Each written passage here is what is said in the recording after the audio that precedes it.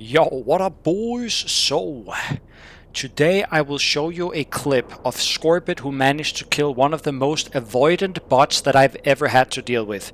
In fact, he was so avoidant that I gave up on this guy entirely. So, the first time that we met him was in Stranglethorn Vale, all the way up at the camp right here, the Nessingway Expedition Camp. He was farming the tigers right here in the vicinity of the camp. Whenever someone would get close, any player, not people on watch list, but any player, any person on a mount, any fucking rogue, no matter who came close, even pets, he will bubble and run back to the camp.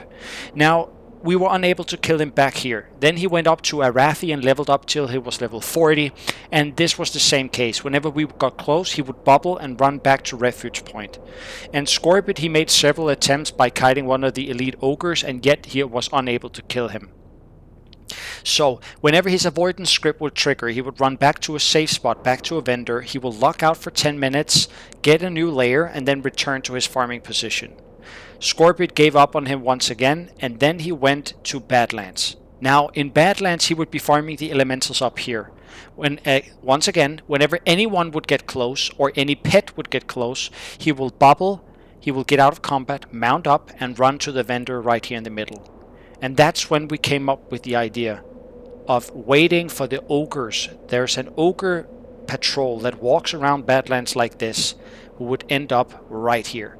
And we just had to time it perfectly. At first we thought of Sericotl, the big elite mob here, but that would be so dangerous, you would die instantly. We thought about triggering the avoidance script and make him run here while another guy would kite the elite dragon from the other end of Badlands, but this distance is too far. The global leash range will not allow it.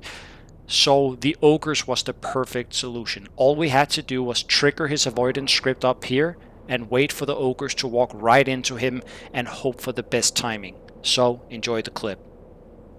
So, the first thing Skorpid is doing here is that he forces the bot to run the avoidance script. The bot detects that the pet is nearby, so he bubbles, and when he's done with the elemental, he will run back towards the vendor. Now, Skorpid is tracking him meanwhile to keep track of his position because he wants to make sure that that adds up together with the ogre patrol and that they meet up at the vendor at the exact same time. Because if Hachi, the bot, reaches the vendor, he will attempt to lock out. That will take him 20 seconds. And after 10 minutes, he will lock back on and get a new layer. So you have to think about this. Every time Skorpid attempts this stuff, he basically have to wait about 10 to 15 minutes before getting another attempt, and then he needs to have the ogre patrol in the exact position that he wants it to be. So this has potentially taken him multiple hours. I don't know how long it took Skorpid to execute this.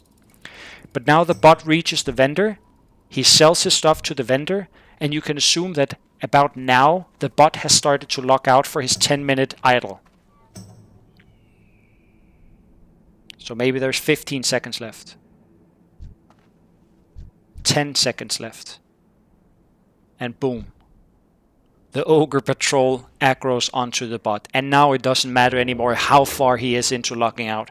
He will be dead whenever he locks back on.